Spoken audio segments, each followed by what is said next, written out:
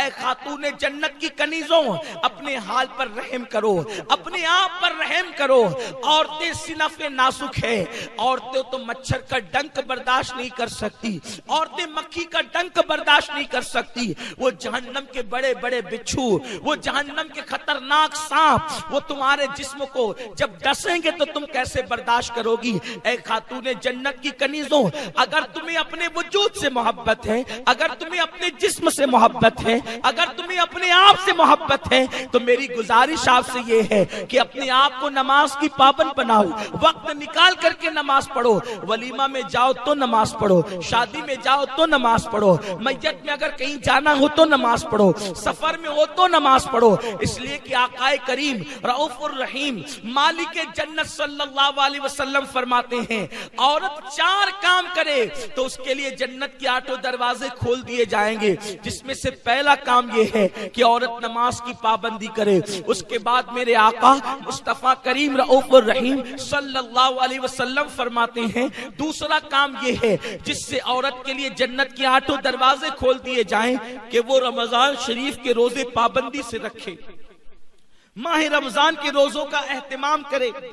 عورت بلا عذر شرعی روزوں کو چھوڑ نہیں سکتی، عورت روزوں کو ترک نہیں کر سکتی۔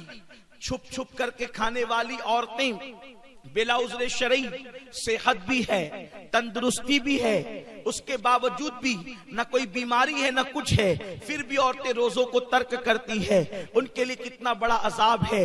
جو لوگ طاقت و قوت ہونے کے باوجود، صحت مند ہونے کے باوجود روزے نہ رکھے، ایسے لوگوں کے ہونٹوں کو اور ان کے گالوں کو اور ان کی زبانوں کو آگ کی کینچی سے، جہنم کی آگ کی بنی ہوئی کینچی سے کاٹا جائے گا۔ اس لیے عورتیں روزوں کی بھی پابندی کریں۔ رمضان شریف اس وقت ہمارے درمیان بہت دور ہے، اس لیے میں زیادہ روزے پہ گفتگو نہیں کروں گا۔ اگر رمضان شریف قریب ہوگا انشاءاللہ تو ہماری مبلغات آپ کو روزے کی اہمیت ضرور بتائے گی۔ تیسری چیز جس کی بنیاد پر ایک عورت کے لیے جنت کے 8 دروازے کھول دیے جاتے ہیں، اللہ کے حبیب مصطفیٰ کریم رؤوف الرحیم صلی اللہ علیہ وآلہ وسلم ارشاد فرماتے ہیں، آقائے کریم رؤوف الرحیم صلی اللہ علیہ وسلم ارشاد فرماتے ہیں کہ ایک عورت اگر یہ 4 کام کر لے تو اس کے لیے جنت کے 8 دروازے کھولیں گے۔ یہ چوتھے میں سے تیسرا کام ہے کہ عورت اگر اپنی پاک دامنی کی حفاظت کرے، عورت اپنی حیا کی حفاظت کرے تو اللہ رب العزت اس کے لیے جنت کے 8 دروازے کھول دے گا۔ پاک دامنی کا مطلب کیا ہے؟ حیا کا مطلب کیا ہے؟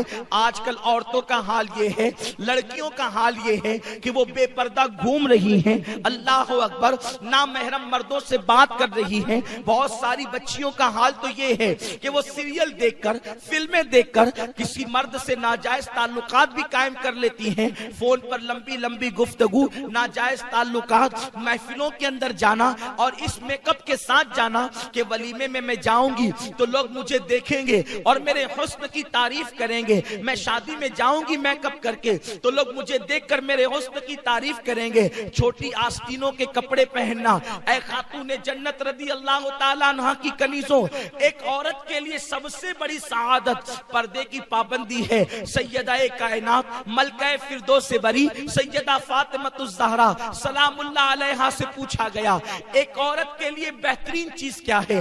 دراصل بات یہ ہوئی کہ اللہ کے محبوب صلی اللہ علیہ وسلم مسجد نبوی شریف کے اندر جلوگر تھے۔ آقائے کریم صلی اللہ علیہ وسلم نے ایک دن صحابہ سے سوال کر لیا، اے میرے صحابہ یہ بتاؤ کہ عورت کے لیے بہترین چیز کیا ہے؟ سب سے بہترین سرمایہ عورت کے لیے کیا ہے؟ کسی صحابی نے کچھ کہا، کسی صحابی نے کچھ کہا، کسی صحابی نے کچھ کہا، ہر صحابی اپنے اپنے طور پر آقا کو جواب دیتے رہے، مگر میرے آقا صلی اللہ علیہ وسلم نے اس جواب کو مکمل صحیح قرار نہیں دیا۔ مولا کائنات شیر خدا علی مرتضیٰ اپنے گھر کسی کام سے تشریف لے گئے اور جب گھر گئے تو سیدہ کائنات سیدہ فاطمہ الزہرا سے کہنے لگے فاطمہ رسول پاک نے آج ہم لوگوں سے سوال کیا ہے عورت کے لیے بہترین چیز کیا ہے، عورت کے لیے بہترین سرمایہ کیا ہے۔ ہر صحابی اپنے اپنے طور پہ جواب دے رہا ہے، لیکن حضور علیہ السلام کسی کے جواب کی تصدیق نہیں فرماتے۔ ذرا تم ہی بتا دو کہ عورت کے لیے بہترین سرمایہ اور سب سے بہترین چیز کیا ہے؟ تو سیدہ فاطمہ کہنے لگی اے علی رسول پاک سے جا کر کے عرض کر دو عورت کے لیے بڑا سرمایہ یہ ہے کہ عورت نہ کسی مرد کو دیکھے نہ کوئی مرد کسی عورت کو دیکھے، یہ سب سے بڑا سرمایہ ایک عورت کے لیے ہے۔ مولا کائنات تشریف لائے، عرض کیا یا رسول اللہ صلی اللہ تعالی علیہ وسلم آپ کے سوال کا جواب میں دینا چاہتا ہوں۔